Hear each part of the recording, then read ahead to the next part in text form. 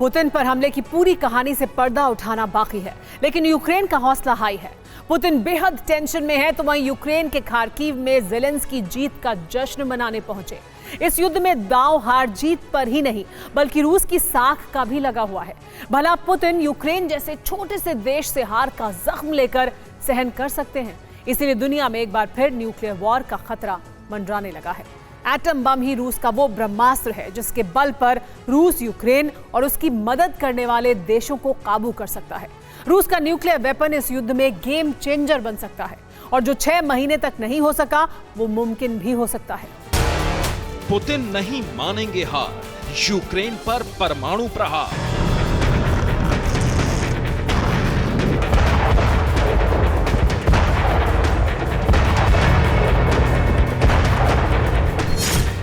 Jinping से मिलेंगे Putin, नया अटैक प्लान मुमकिन।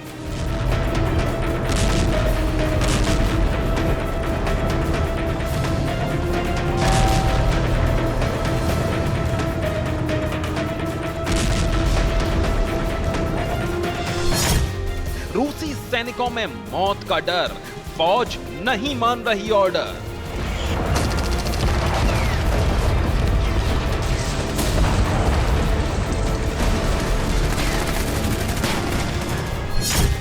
एससीओ समिट का इंतजार, यूक्रेन में न्यूक्लियर वॉर।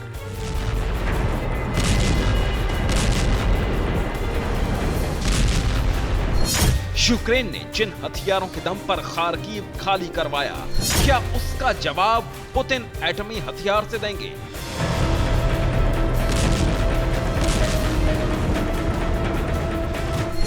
दुनिया में यूक्रेन के सैनिकों की बहादुरी की वजह से पुतिन की आर्मी की साख को जो नुकसान पहुंचा, क्या उसकी भरपाई यूक्रेन में एटम बम की तबाही से होगी? पश्चिमी देशों को मैसेज देने के लिए क्या पुतिन न्यूक्लियर वॉर का ट्रेलर जल्द दिखाने वाले हैं? अगर हां, तो कब?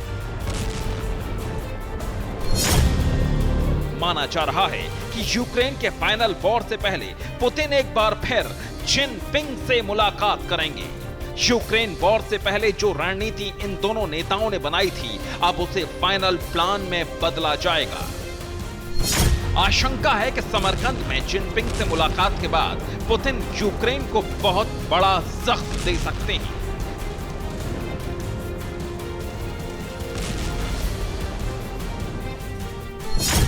पूर्व नाटो प्रमुख रोज गोटमोलर ने दावा किया है कि रूस अब नए सिरे से हमला कर सकता है। हमला तबाही मचाने वाले हथियारों के साथ हो सकता है। रूस परमाणु बम का इस्तेमाल कर सकता है।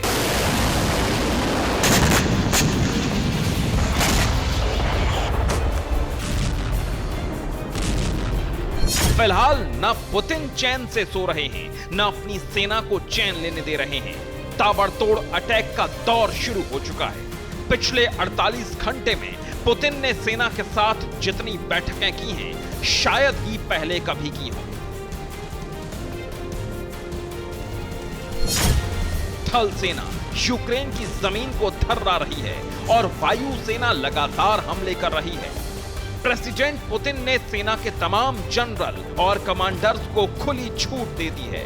सेना कुछ भी करे, लेकिन 24 घंटे में पुतिन को रिजल्ट चाहिए।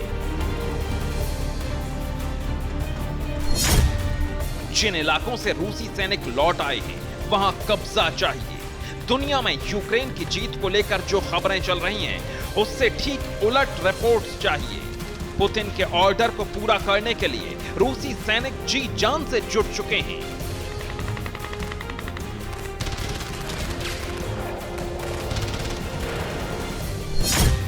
रशियन फौज रॉकेट और आर्टिलरी से हैवी फायरिंग कर रही है। रूस की वायुसेना यूक्रेन के सैनिकों के ठिकानों पर बमबारी कर रही है। डोनेट्स्क रीजन से रूसी सेना का यूक्रेन पर भारी हमला जारी है।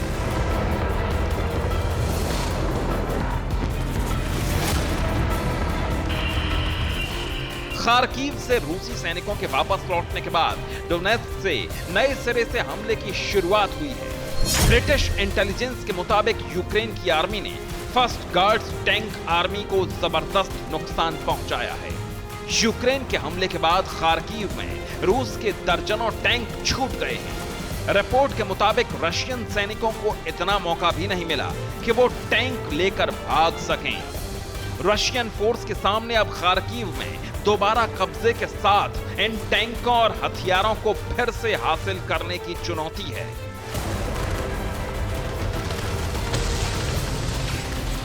यूक्रेन को मिली खुफिया यूनिट्स के मुताबिक यूक्रेन में अब बिजली सप्लाई के ठिकानों पर भारी हमले हो सकते हैं। रूस फिलहाल यूक्रेन में सेना की नई यूनिट की तैनाती नहीं कर रहा है।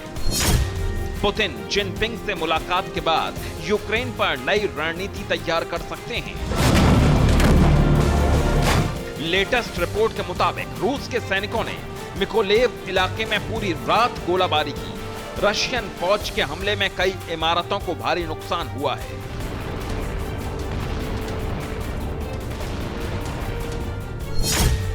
खार्किव में यूक्रेन सेना ने रूसी हथियारों पर कब्जा कर लिया। रूस के सैनिकों के जाने के बाद यूक्रेन को भारी तादाद में आरपीजी और राइफल्स मिले हैं।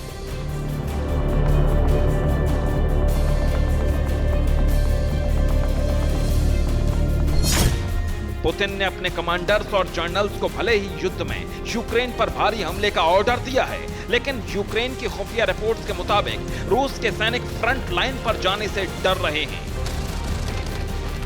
रिपोर्ट्स के मुताबिक यूक्रेन के पलटवार में कई रूसी सैनिकों की मौत हुई है।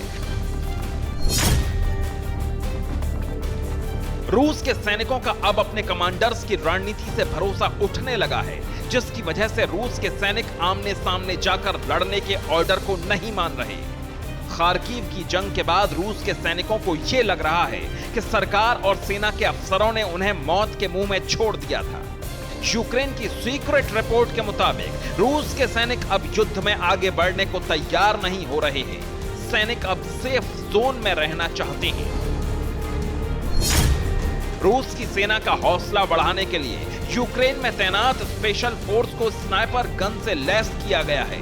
रशियन मेड स्नाइपर्स की मदद से रूस के सैनिक अब करीब 1 किलोमीटर दूर से यूक्रेन के सैनिकों पर सटीक निशाना लगा सकते हैं। रूस यूक्रेन में ईरान से खरीदे गए ड्रोन का इस्तेमाल शुरू हो चुका है। यूक्रेन की सेना ने इसके सबूत दिखाए हैं। अमेरिकी खुफिया एजेंसी ने जुलाई में कहा था कि ईरान ने रूस को बम ले जाने में सक्षम सैकड़ों ड्रोन भेजने की योजना बनाई है, ताकि युद्ध में यूक्रेन के खिलाफ इनका इस्तेमाल किया जा सके।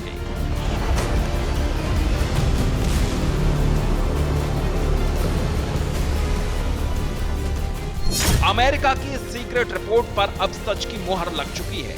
यूक्रेन की सेना ने मंगलवार को पहली बार दावा किया कि उसने ईरान के एक ड्रोन को मार गिराया है।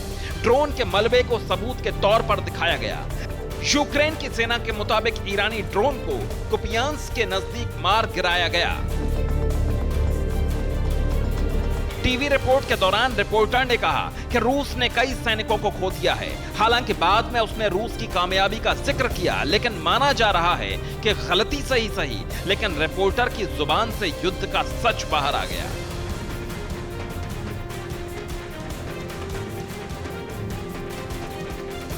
फिलहाल यूक्रेन के सैनिकों का जोश हाई है। खार्किव के एजीएम में सैनिकों का हौसला बढ़ाने के लिए खुद प्रेसिडेंट ज़ेलेंस्की पहुंचे।